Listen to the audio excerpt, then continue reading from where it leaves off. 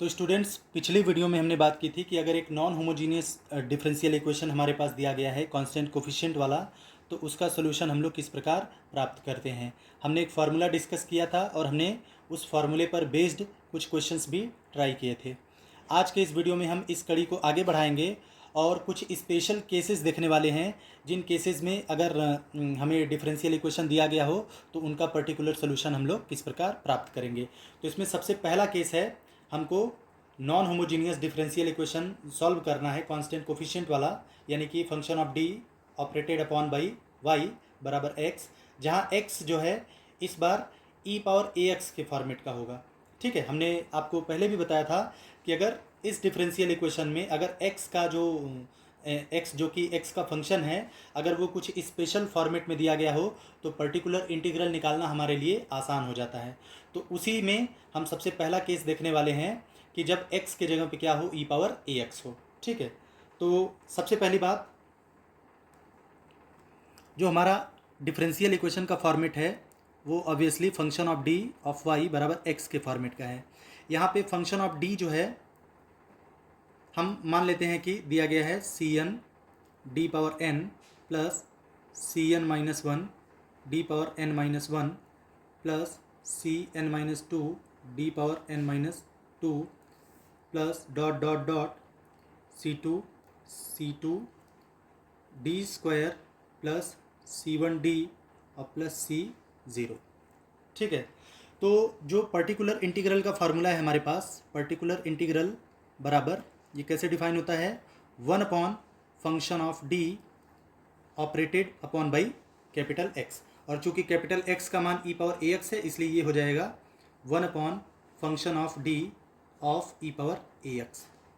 तो कुल मिला जुला के हमको इसकी वैल्यू पता करनी है कि इसकी वैल्यू क्या होगी। ठीक है, तो एक बार हम ये देखते हैं कि अगर हम डिफ्रेंशिएट करें ई पावर ए एक्स को, ठीक है, तो ये कितना आएगा, ये आ जाएगा हमारे पास ए ई पावर ए एक्स।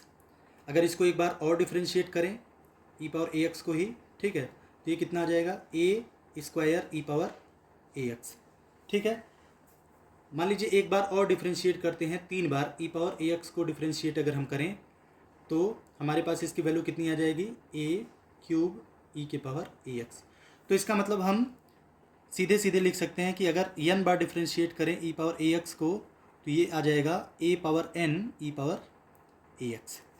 अब हम क्या करने वाले हैं, हम इस वैल्यू को कैलकुलेट करने वाले हैं, function of d operated upon by E power a x. अब ये क्यों कर रहे हैं अभी आपको क्लियर हो जाएगा। हम इस वैल्यू को कैलकुलेट करने वाले हैं, तो ये कितना हो जाएगा, फंक्शन ऑफ डी की वैल्यू ऊपर हमने लिख रखी है, ये हो जाएगा c n d power n plus c n minus one d power n minus one, ठीक है, plus c n minus three n minus two d power n minus two, ठीक है, plus dot dot dot c two d square plus c one d plus c zero. ठीक है, ये total operate होगा किस पे, ई पावर ए एक्स पे।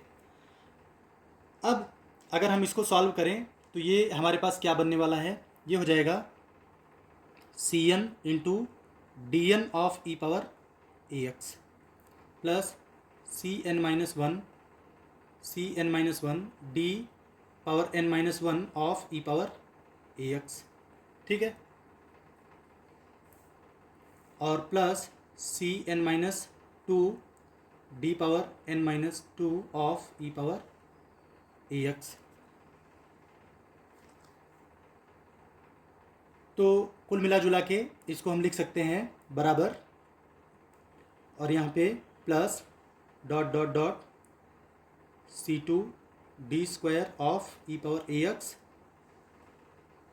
Plus c one d of e power a x plus c zero into e power a x. ठीक है, तो कुल मिला जुला कर ये चीज़ किसके बराबर आ जाएगा, ये बराबर हो जाएगा c n a power n e power a x plus c n minus one a power n minus one e power a x plus c n minus two a power n minus two e power a x plus dot dot dot c two a square e power a x plus c one a e power a x और plus c zero e power a x. ठीक है, तो e power a x सारे terms में से common मिल रहा है, तो ये क्या हो जाएगा c n a power n plus c n minus one a power n minus one plus c n minus two a power n minus two plus dot dot dot c two a square plus c one a plus c zero total और बाहर ई power a x. तो अगर आप ध्यान दें तो आपको ये बात समझ में आ जाएगी कि ये जो ऊपर लिखा गया है और ये जो नीचे आ रहा है इसमें और इसमें कोई भी फर्क नहीं है, बस इतना ही है कि यहाँ पे d को रिप्लेस कर दिया गया है किससे, a से। यानी इस एक्सप्रेशन में यहाँ पे जो d की पावर्स चल रही है वही सेम एक्सप्रेशन यहाँ भी है, लेकिन यहाँ पे किसकी पावर चल रही है, a की पावर चल रही है। तो अगर ऊपर वाले को फंक्शन ऑफ d बोल रहे हैं तो इसको फंक्शन ऑफ a बोल सकते हैं। ठीक है, तो ये हो गया function of a E power a x. ठीक है, तो इससे हमें ये मिला कि फंक्शन ऑफ d जब ऑपरेट किया जाता है ई पावर ए एक्स पे तो फंक्शन ऑफ a आ जाता है ई पावर ए एक्स पे ऑपरेट हो जाता है। तो हमारे पास आया फंक्शन ऑफ d जब ऑपरेट किया जाएगा ई पावर ए एक्स पे तो इसकी वैल्यू हो जाएगी function of a into e power a x. ठीक है, अब हमारा जो पर्टिकुलर इंटीग्रल है, पर्टिकुलर इंटीग्रल हमारा कितना था, ये था 1 अपॉन फंक्शन ऑफ d। ठीक है, ये ऑपरेटर ऑपरेट हो रहा था किस पे, ई पावर ए एक्स पे। तो हम देखना चाहते हैं कि क्या ये जो ऊपर वाला एक्सप्रेशन है क्या उससे हम ये वाली चीज़ प्राप्त कर सकते हैं। तो बिल्कुल कर सकते हैं। उसके लिए क्या करना पड़ेगा, इसमें ये जो ऊपर एक्सप्रेशन हमने लिख रखा है तो इसमें हम क्या करते हैं, दोनों बगल 1 upon function of d operate कर देते हैं। यानी ऊपर वाले चीज़ को हम लिख रहे हैं, क्या लिख रहे हैं, 1 upon function of d operate करने जा रहे हैं किस पे, इस पूरे चीज़ पे, यानी function of d E power a x. इस बगल भी ऑपरेट हुआ और इस बगल भी, यानी 1 अपॉन फंक्शन ऑफ d और function of a E power a x. तो अगर परिभाषा आपको याद है तो हमने बोला था कि 1 अपॉन फंक्शन ऑफ d एक ऐसा ऑपरेटर होता है जो फंक्शन ऑफ d वाला जो ऑपरेटर होता है ये इसका इन्वर्स होता है। यानी कि फंक्शन ऑफ d और 1 अपॉन फंक्शन ऑफ d ये एक दूसरे के इन्वर्स ऑपरेटर हैं। यानी अगर किसी फंक्शन पे आप एक बार फंक्शन ऑफ d ऑपरेट करिए, उसके बाद 1 upon function of d operate करिए, तो इसका मतलब है आपने कुछ भी ऑपरेट नहीं किया है, यानी कि आप उसी फंक्शन को प्राप्त कर लेंगे। यानी इसकी वैल्यू हो जाएगी ई पावर ए एक्स। अब यहाँ पे जो फंक्शन ऑफ a है, ये फंक्शन ऑफ a क्या है, ये कोई फंक्शन नहीं है बल्कि एक ये वैल्यू है। तो इस वैल्यू को इस साइड हम ला सकते हैं, तो इस साइड मिलेगा 1 अपॉन फंक्शन ऑफ a और इस साइड क्या बचेगा, ये बचेगा 1 upon function of d of e power a x. तो इससे हमें ये पता चला कि इस केस में जो पर्टिकुलर इंटीग्रल हुआ करता था, जो कि ऑब्वियसली बराबर है किसके, 1 upon function of d of capital x, और कैपिटल x का मान तो ई पावर ए एक्स है। तो ये किसके बराबर आ गया, इसकी वैल्यू कितनी है, ये हो गया 1 upon function of a E power a x. ठीक है, लेकिन यहाँ एक और कंडीशन रहेगी, कंडीशन ये रहेगी कि ये जो फंक्शन ऑफ a है वो ज़ीरो नहीं होना चाहिए। क्यों ज़ीरो नहीं होना चाहिए, क्योंकि ज़ीरो होने का मतलब है हम उस ज़ीरो से भाग देंगे और मैथमेटिक्स में ज़ीरो से जो भाग देना है वो डिफाइंड नहीं है। ठीक है, तो इससे हमें ये पता चला कि अगर डिफरेंशियल इक्वेशन इस फॉर्मेट में दिया गया हो, function of d of y बराबर x और x का मान e पावर ए एक्स दिया गया है, तो इसके लिए जो पर्टिकुलर इंटीग्रल आता है, यानी कि 1 upon function of d of जो कैपिटल x आता है उसका मान कितना हो जाएगा, 1 upon function of a E power a x होगा। लेकिन यहाँ सुनिश्चित करना होगा आपको कि फंक्शन ऑफ a जो है वो जीरो ना हो। ठीक है, अगर फंक्शन ऑफ a जीरो हो गया तब क्या होगा, तब इसके लिए हमको आगे जो हम एक फार्मूला बताने जा रहे हैं उसको आपको ध्यान में रखना होगा। तो स्टूडेंट्स, यहाँ पे हमने एक क्वेश्चन लिख रखा है, एक चेतावनी लिख रखी है कि अगर जो हमारा नॉन होमोजीनियस डिफरेंशियल इक्वेशन है विद कांस्टेंट कोफिशिएंट, यानी कि इस तरीके का डिफरेंशियल इक्वेशन, तो जब x का मान e पावर ax दिया गया है तो उसका पर्टिकुलर इंटीग्रल तो इतना होगा, लेकिन ये तभी फॉलो होगा, ये तभी इतना हम लेंगे जब fa का मान क्या हो, नॉन ज़ीरो हो। तो अगर fa का मान ज़ीरो हो गया, यानी कि नॉन ज़ीरो है, तब तो ये रख लेंगे, लेकिन अगर fa का मान ज़ीरो हो गया तब क्या करेंगे, तब हमें इस प्रकार आगे बढ़ना होगा जो मेथड हम डिस्कस करने वाले हैं। पहली बात तो आपको इतना समझ में आना चाहिए कि अगर डिफरेंशियल इक्वेशन ऐसा दिया गया है तो जो परिभाषा होती है पर्टिकुलर इंटीग्रल की वो होती है 1 function of d of x होती है। ठीक है, अब चूंकि x का मान यहाँ पे e पावर ax दिया गया है, इसलिए ये हो जाएगा 1 function of d of e power ax। ठीक है, तो हमने बोला कि अगर ये पर्टिकुलर इंटीग्रल निकालना है तो आपको बस क्या करना है, इसको लिख देना है 1 function of a e power ax। यानी आपको इतना क्लियर हो जाना चाहिए कि इस फॉर्मेट में अगर पर्टिकुलर इंटीग्रल निकालना है, यानी कि जब x का मान e पावर ax दिया गया है तो इस फॉर्मेट में अगर पर्टिकुलर इंटीग्रल निकालना है तो आपको केवल d को रिप्लेस कर देना है, किससे, a से। जो फंक्शन ऑफ d है उसी में d के जगह पे a रख देना है तो आपको ये मिल जाएगा। लेकिन ये तभी काम करेगा जब फंक्शन ऑफ a जीरो ना हो, क्योंकि जीरो होने का मतलब जीरो से भाग देना पड़ेगा, जो कि डिफाइंड नहीं है।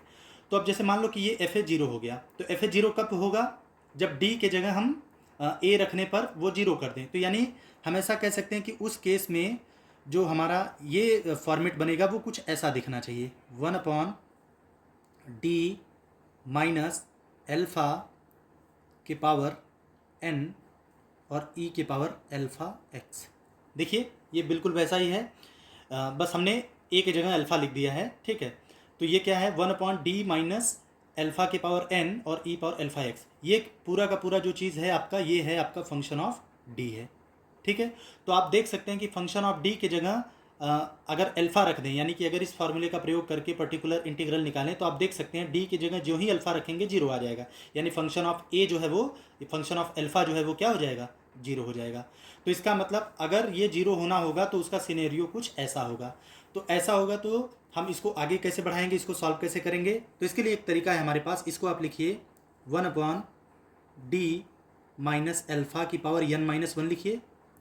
ठीक है, और इसको ऑपरेट करिए 1/d माइनस अल्फ़ा और e के पावर अल्फ़ा x पे। हमने जानबूझ के यहाँ अल्फ़ा लिया है इसीलिए क्योंकि जो पिछले वीडियो में हमने फार्मूला बताया है वो अल्फ़ा ही लिख करके बताया था, तो आपको वो फार्मूला तुरंत याद हो जाए, इसलिए हमने यहाँ पे अल्फ़ा लिया है। तो अब ये चीज़ हमारे पास इसका रिजल्ट है, तो ये कितना हो जाएगा, ये हो जाएगा 1/d माइनस अल्फ़ा के पावर n-1, और ये क्या हो जाएगा, इसके लिए हमने फार्मूला बता रखा है, ये कितना होगा, e power alpha x into integration x। तो यहाँ पे x का मान तो यही है। ठीक है, हमने आपको फार्मूला बताया था, फार्मूला हम यहाँ लिख दे रहे हैं। हमने बताया था कि 1/d minus alpha of x अगर आप निकाल रहे हैं तो इसकी वैल्यू होगी e पावर अल्फ़ा x। ठीक है, integration x e power minus alpha x dx, ये हमने फार्मूला बता रखा है, तो इसी का यहाँ पे यूज़ कर रहे हैं। तो यहाँ कैपिटल x की जगह पे क्या है, e पावर अल्फ़ा x है, तो ये हो जाएगा e power alpha x into यक्स यानी e power alpha x into e power minus alpha x, और इसके बाद dx। ठीक है, तो ये हो जाएगा ई पावर जीरो का मतलब 1 यानी इंटीग्रेशन dx, जिसका मान आएगा x। तो इस हिसाब से ये वैल्यू कितनी बन जाएगी, 1/d माइनस अल्फ़ा की power n-1 into x e power alpha x। ठीक, अब आगे बढ़ेंगे। अब फिर से इसको वही काम करना है, इसको लिखना है 1/d माइनस अल्फ़ा की पावर n-2। ठीक है, और 1/d minus alpha of x E power alpha x। अब ये पूरा का पूरा कैपिटल x की जगह हो गया। ठीक है, तो यहाँ भी वही सेम काम करेंगे, यही वाला फार्मूला हम लोग लगाएंगे, तो क्या मिल जाएगा, 1/d माइनस अल्फ़ा की पावर n-2, और यहाँ पे कितना आएगा, सेम फार्मूला अगर हम लगाएंगे तो e power alpha x into integration यक्स की जगह ये पूरी वैल्यू यक्स e power alpha x into e power minus alpha x d x. तो अब इस बार यक्स का इंटीग्रेशन यहाँ मिलेगा, यानी x²/2, तो ये कितना हो जाएगा, 1/d माइनस अल्फ़ा के पावर n-2। ठीक है, और यहाँ हो जाएगा x² by two into e power alpha x. इसको फिर से हम ऐसा लिख सकते हैं 1 डी माइनस एल्फा की power n minus 3 into 1 d minus alpha of, ठीक है, x square by two e power alpha x.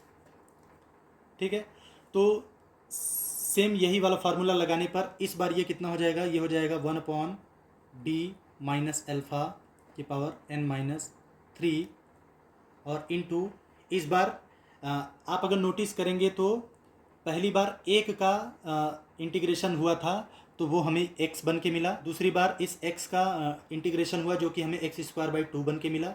बाकी चीज़ वही है, ई पावर एल्फा एक्स पिछले में भी था, इसमें भी है। ठीक है, तो इसका मतलब ये है कि इस बार एक्स स्क्वायर बाई टू का इंटीग्रेशन होगा जो कितना मिलेगा, एक्स क्यूब अपॉन 6 मिलेगा, जिसको कि लिख सकते हैं एक्स क्यूब अपॉन 3 फैक्टोरियल और ई पावर एल्फा एक्स। यहाँ भी एक्स स्क्वायर बाई टू को लिख सकते हैं x square by two factorial और यक्स को भी लिख सकते हैं एक्स पावर 1/1 फैक्टोरियल।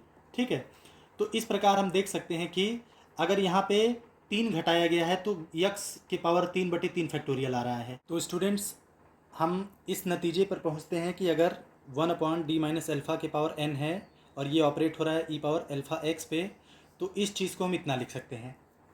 तो अब ज़रा सोचिएगा कि हमको यहाँ पे d माइनस अल्फ़ा की पावर n है, यानी हम इसको लिख सकते हैं कि 1 डी माइनस अल्फ़ा को हम n बार ऑपरेट करना चाहते हैं, लेकिन अभी हमने कितनी बार किया है, केवल 3 बार ऑपरेट किया है।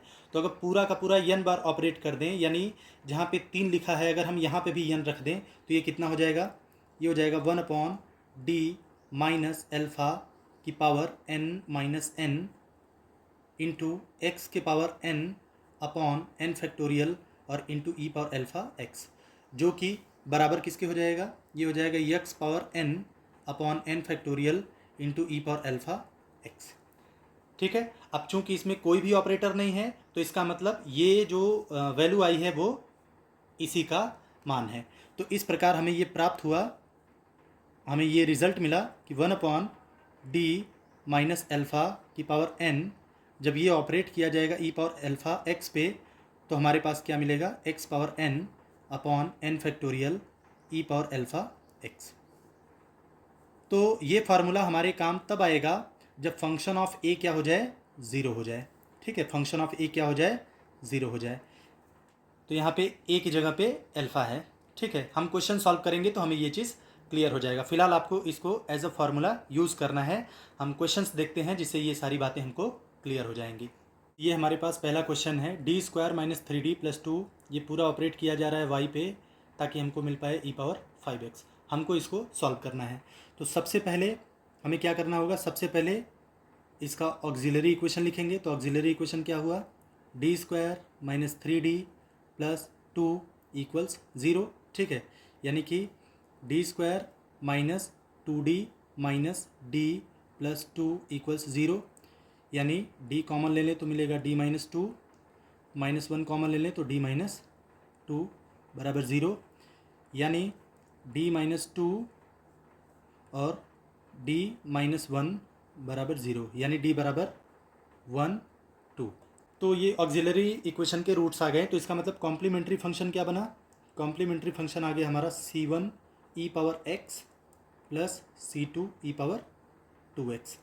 तो कॉम्प्लीमेंट्री फंक्शन तक तो कोई दिक्कत नहीं है। ठीक है, हमको थोड़ा सा मेहनत करनी पड़ेगी पर्टिकुलर इंटीग्रल के लिए।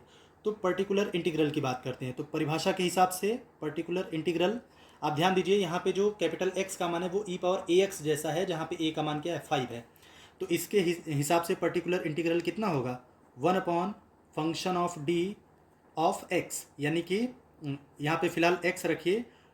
तो फंक्शन ऑफ डी की जगह पे कितना है, D square minus 3d plus 2, ये फंक्शन ऑफ डी हो गया। और x की जगह पे कितना है, ई पावर 5x, ई पावर कितना है 5x। तो हमने बताया था कि इसको कैसे सॉल्व करना है, बस d के जगह पे a रख देना है, यानी जहाँ d दिख रहा है वहाँ पे 5 रख देना है। तो d के जगह पे 5 रखेंगे तो कितना मिलेगा, 5 5 25 2 27 और 27 में से 15 गया 12, यानी ई पावर 5x अपॉन 12। ठीक है, तो इस डिफरेंशियल इक्वेशन का जो जनरल सोल्यूशन है वो जनरल सोल्यूशन क्या आया, जनरल सोल्यूशन इसका आया y बराबर C F plus P I, यानी कि y बराबर सी एफ कितना था, c1 e power x plus c2 e power 2x plus e power 5x upon 12, यही इसका सॉल्यूशन हो गया।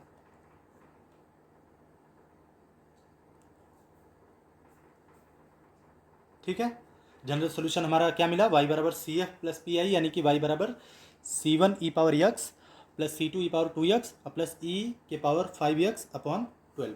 ठीक है, ये हमारे पहले क्वेश्चन का सॉल्यूशन है। अगला क्वेश्चन देखते हैं। हमें दिया गया है 4d square plus 12d plus 9, ये पूरा ऑपरेट किया जा रहा है y पे और मिल रहा है 144 ई पावर माइनस 3x। ठीक है, तो इसका भी वही पैटर्न है। सबसे पहले हम लोग ऑक्सिलरी इक्वेशन से स्टार्ट करेंगे। तो ऑक्सिलरी इक्वेशन क्या हुआ, 4d square plus 12d plus 9 equals 0, जो कि ऑब्वियस है 2d प्लस 3 का होल स्क्वायर है और बराबर 0। ठीक है, 2d प्लस 3 का होल स्क्वायर करेंगे तो 4d square plus 9 plus 2 into 3 into 2 यानी कि 12d। ठीक है, तो ये पूरा जो है 2d प्लस 3 का होल स्क्वायर है बराबर 0, जिसको कि हम ये भी लिख सकते हैं d प्लस 3/2 का होल स्क्वायर बराबर 0। ऐसा हमने इसलिए किया ताकि आपको ये समझा सकें कि d का एक ही मान आएगा -3/2, लेकिन 2 घात का ये इक्वेशन है, इसलिए 2 रूट्स आने चाहिए, इसका मतलब वो रिपीट करेगा। तो इसको हम ऐसे लिखेंगे, दिस इम्प्लाइज d बराबर -3/2 -3/2, क्योंकि जितनी डिग्री होती है मैक्सिमम उतने रूट्स आने चाहिए। तो यहाँ तो बस केवल -3/2 ही दिख रहा है, इसका मतलब वो रिपीट होगा। तो ये रिपीट वाला केस हो गया। इसका मतलब जो कॉम्प्लीमेंट्री फंक्शन बनेगा हमारा सी एफ, वो क्या बनेगा, c1 प्लस c2x ई के पावर माइनस 3x/2। ये तो कॉम्प्लीमेंट्री फंक्शन हो गया। अब बात करते हैं पी आई की। तो पी आई क्या है, ये है 1 upon function of d of x, यानी कि 1 अपॉन फंक्शन ऑफ डी की जगह क्या लिखेंगे, 4d square plus 12d plus 9, या आप चाहें तो इसको 2d प्लस 3 का होल स्क्वायर भी लिख सकते हैं। ई के पावर यहाँ कितना है 144 ई के पावर माइनस 3x। ठीक है, तो आप चाहें तो इसको ये भी लिख सकते हैं 1 अपॉन 2d प्लस 3 का होल स्क्वायर, 144 को यहाँ कर दीजिए और यहाँ लिख दीजिए ई पावर माइनस 3x। तो अब ये क्या होगा, अगर हम d के जगह पे -3 रखें तो हम पाएंगे ये -6 होगा प्लस 3 होगा, ये 0 नहीं है। तो जब 0 नहीं है तो इसका मतलब इसका आंसर कितना हो जाएगा, 1/144 अपॉन d की जगह पे हम -3 रख रहे हैं तो -6 प्लस 3 यानी -3 और उसका स्क्वायर करेंगे तो 9 ई पावर माइनस 3x, जो कि कितना हो जाएगा 16 ई के पावर माइनस 3x। तो इस प्रकार हमारे पास पर्टिकुलर इंटीग्रल पी आई आ गया। तो अगर इसका जनरल सोल्यूशन पूछा जाए तो जनरल सोल्यूशन क्या होगा इसका, y बराबर C F plus P I, यानी कि y बराबर सी एफ कितना है, ये हमारा c1 plus c2x e power minus 3x/2 plus 16 times e power minus 3x। ये हो गया हमारा उस दिए गए डिफरेंशियल इक्वेशन का जनरल सोल्यूशन। अगला क्वेश्चन देखते हैं स्टूडेंट्स। इसमें हमें दिया गया है कि d-1 का होल क्यूब y बराबर ई पावर x। ठीक है, तो इसका भी सॉल्व करने का तरीका वही है। ऑक्सिलरी इक्वेशन सबसे पहले लिखें, तो ये हो गया d-1 का होल क्यूब इक्वल्स 0। 3 डिग्री है, एक ही रूट आ रहा है यानी 3 बार रिपीट होगा, यानी d बराबर 1 1 1। ठीक है, तो इसका मतलब ये हुआ कि हमारा जो कॉम्प्लीमेंट्री फंक्शन आया वो कितना हो गया, c1 plus c2x plus c3x square और इंटू ई पावर x। ठीक है, बात करते हैं पर्टिकुलर इंटीग्रल की। तो पर्टिकुलर इंटीग्रल फार्मूला से क्या हो जाएगा, 1 upon function of d operated upon by x, यानी कि 1 अपॉन फंक्शन ऑफ d की जगह कितना है, d-1 के पावर 3 है और ई पावर x है। अब ध्यान दीजिए, अगर यहाँ पे 1 के जगह पे कोई और वैल्यू होती तो ई पावर ए एक्स में ए की जगह पे 1 है तो ए की जगह पे 1 रख देते, सॉल्व हो जाता। लेकिन ए की जगह जो ही 1 रखेंगे ये 0 आ गया। इसका मतलब ये उस केस में है कि function of D E power a x निकाल तो रहे हैं, लेकिन डी की जगह ए जो ही रख रहे हैं तो फंक्शन ऑफ ए 0 हो जा रहा है। अगर आपको ऐसे याद है तो ऐसे याद रखिए, या फिर ऐसे याद रखिए जो हमने फार्मूला बताया था कि 1/d माइनस एल्फ़ा की पावर n मिल रहा है, ई पावर एल्फ़ा एक्स है, तो हमने बताया था कि इसका मान क्या होगा, x power n upon n factorial और ई पावर एल्फ़ा x। ठीक है, तो ये फार्मूला अगर यूज़ करें तो इसका मान कितना हो जाएगा, n की जगह पे 3 है तो obviously x power 3 upon 3 factorial into e power x, यानी x cube e power x upon 6। ठीक है, तो ये पर्टिकुलर इंटीग्रल आ गया हमारे पास। तो इसका मतलब जो हमारा जनरल सोल्यूशन है, जनरल सोल्यूशन ये क्या हो जाएगा, y बराबर C F plus P I, यानी कि y बराबर सी एफ का मान c1 plus c2x plus c3x square e power x और plus x cube e power x upon 6। ठीक है, तो ये आ गया हमारा जनरल सोल्यूशन दिए गए डिफरेंशियल इक्वेशन का। एक लास्ट क्वेश्चन हम और ट्राई करेंगे। ये हमारे पास एक और क्वेश्चन दिया गया है, इसमें दिया गया d-1 का whole square into d square plus 1 का होल स्क्वायर y बराबर ई पावर x। ठीक है, तो इसको भी सॉल्व करते हैं। तो सबसे पहले ऑक्सिलरी इक्वेशन क्या हुआ, d-1 का whole square into d square plus 1 को क्या लिख सकते हैं, इसको लिख सकते हैं d प्लस आई इंटू डी माइनस आई। और अब देखिए कि यहाँ पे स्क्वायर है तो इसका मतलब बराबर 0, ये ऑक्सिलरी इक्वेशन आ जाएगा। ठीक है, फिर से बता दे रहे हैं, डी स्क्वायर प्लस 1 का होल स्क्वायर है, तो डी स्क्वायर प्लस 1 को हमने लिखा है डी प्लस आई इंटू डी माइनस आई। ये क्या हो जाएगा, ए प्लस बी ए माइनस बी के हिसाब से ए स्क्वायर माइनस बी स्क्वायर, यानी डी स्क्वायर माइनस आई का स्क्वायर, और आई स्क्वायर माइनस 1 होता है तो इसलिए हो जाएगा डी स्क्वायर प्लस 1। ठीक है, और होल स्क्वायर है इसलिए डी प्लस आई का होल स्क्वायर भी हो गया, डी माइनस आई का होल स्क्वायर भी हो गया। ठीक है, तो इस हिसाब से अगर हमारे पास रूट्स देखें तो क्या आया, 1 आया 2 बार, माइनस आई आया ये भी 2 बार, और आई आया ये भी 2 बार। ठीक है, तो कॉम्प्लीमेंट्री फंक्शन क्या बनेगा, कॉम्प्लीमेंट्री फंक्शन इन दोनों के करस्पॉन्डिंग क्या होगा, c1 प्लस c2x और ई पावर x प्लस, आप अगर ध्यान दीजिए तो यहाँ पे रूट्स पेयर में है, जैसे प्लस माइनस आई 2 बार है, इसी इन चारों रूट्स को हम ऐसा लिख सकते हैं क्या, प्लस माइनस आई 2 बार है, प्लस माइनस आई।